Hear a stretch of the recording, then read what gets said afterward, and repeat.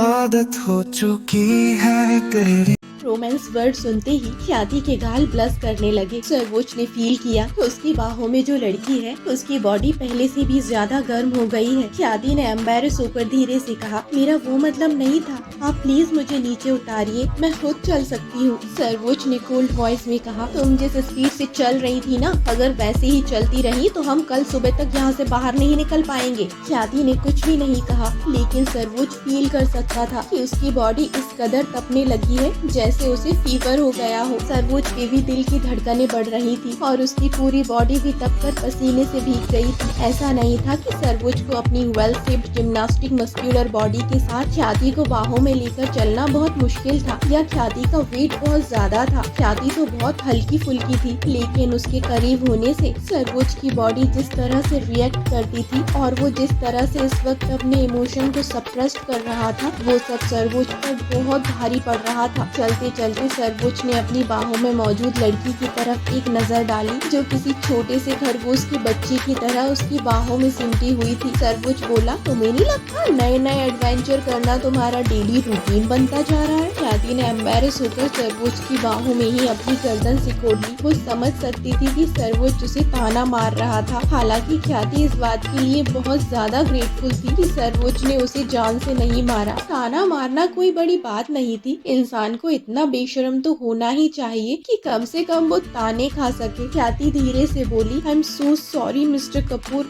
वो इससे आगे वो कुछ बोल नहीं पाई। उसे नहीं पता था कि वो क्या कहे। करीब 20 मिनट बाद वो लोग चलते हुए भूल भुलैया से बाहर आ गए। यहाँ स्ट्रीट लाइट की रोशनी में सब कुछ साफ साफ देखा जा सकता था। जब ख्याति ने देखा कि बाहर प्रतीक के साथ साथ बॉडीगार्ड की पूरी फौज खड़ी है, तो ख्याति के गाल शर्म से लाल हो गए। वो उतरने के लिए स्ट्रगल करते हुए बोली, मिस्टर कपूर सब देख रहे हैं, प्लीज मुझे उतारिए, मैं खुद चल सकती हूँ। सर्वोच्च ने ख्याति को नीचे नहीं उतारा और खड़े होकर एक नजर अपने बॉडीगार्ड्स पर डाली। बॉडीगार्ड्स बेचारे बहुत मासूम थे, उन्होंने फौरन अपनी नजरें झुका ली। हालांकि प्रतीक और बॉडीगार्ड्स ने पहली बार ख्याति को सर्वोच्च की बाहों में नहीं देखा था, वो इससे पहले भी ये सब देख चुके थे। हाँ, ये बात और थी कि तब ख्याति बेहोश थी और उसे इस सब के बारे में कुछ भी नहीं पता था, लेकिन अब इतने सारे लोगों के सामने सर्वोच्च की बाहों में होने की वजह से शर्म से उसके गाल जलने लगे थे। लेकिन सर्वोच्च ने नीचे उतारना तो दूर, उसकी बात का कोई रिस्पॉन्स तक नहीं किया और वो उसे बाहों में लिए आगे चलता रहा।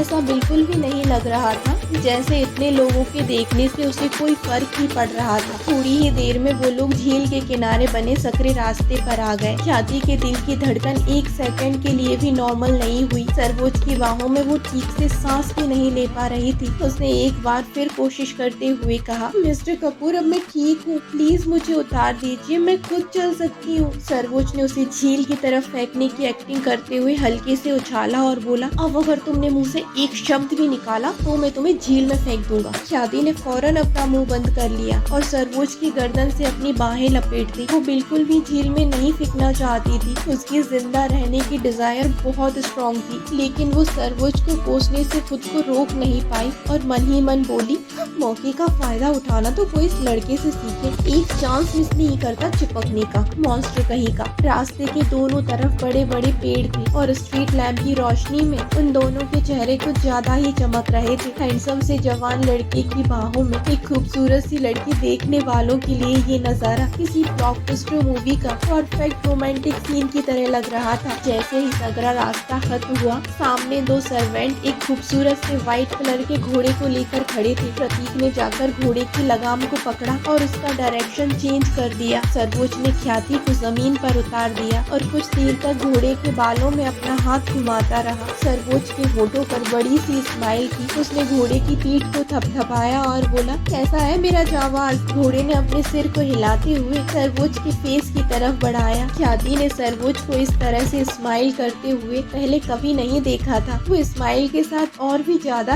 हैंडसम लगता था। कुछ देर तक घोड़े की पीठ को सहलाने के बाद सडनली सर्वोच्च ने ख्याति को कमर से पकड़ा और एक झटके में उठाकर घोड़े की पीठ पर बैठा दिया। ख्याति डर गई और उसका दिल जोर जोर से धड़कने लगा। हालांकि उसने मुंह से आवाज निकालने की हिम्मत नहीं की। ख्याति को लगा नहीं था कि वो आज हॉर्स राइडिंग भी करने वाली है। उसने दिल ही दिल में एक ठंडी आह भरी और बोली, ओह गॉड प्लीज आगे के दिन को बोरिंग बना दो, अब मुझे कोई एडवेंचर नहीं चाहिए। इससे पहले कि वो सांस भी ले पाती, सर्वोच्च ने जंप लगाया और खुद भी घोड़े की पीठ पर बैठ गया। सारे बॉडीगार्ड आसपास खड़े थे और उन दोनों को ही देख रहे थे। नेक्स्ट मोमेंट जो हुआ वो ख्याति के लिए और भी ज्यादा एम्बेरस करने वाला था। सर्वोच्च ने सबके सामने ख्याति की कमर में अपना लेफ्ट हैंड डालकर उसे अपने और करीब खींच लिया और राइट हैंड से घोड़े की लगाम पकड़ ली। उसके लगाम खींचते ही जावाद हवा से बातें करने लगा। उसके पैरों की आवाज सुनसान रात में चारों तरफ गूंजने लगी थी। जावाद जितना तेज दौड़ रहा था, सर्वोच्च का हाथ ख्याति की कमर पर उतना ही ज्यादा कसता जा रहा था। ख्याति की पीठ सर्वोच्च के सीने से लगी थी। वो उसके सीने के स्ट्रॉन्ग मसल्स और बीट को फील कर सकती थी। इस वक्त ख्याति को अपनी जिंदगी किसी फेयरी टेल की तरह लग रही थी, जैसे सर्वोच्च उसके सपनों का राजकुमार हो जो सफेद घोड़े पर बैठकर उसे लेने आया